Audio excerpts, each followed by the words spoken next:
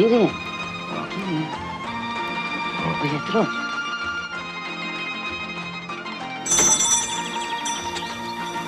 Εδώ έξω είδα ένα ενοικιαστήριο που λέει ότι ενοικιάζει το δωμάτιο νεβάρων και βίλιων δια νεαρών φοιτητήν.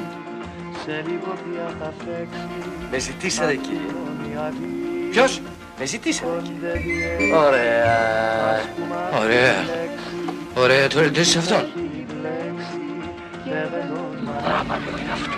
Ωραία, αυτό είναι για να το φας ολόκληρο. Αισθάνομαι σαν η Ιουλιέτα. Μια Ιουλιέτα που ψάχνει να βρει το Ρωμαίο της. Αλλά Ματέο. Να το φας βέβαια, αλλά με τη δόνια. Με τη μασελίτσα μας. Σιγά σιγά.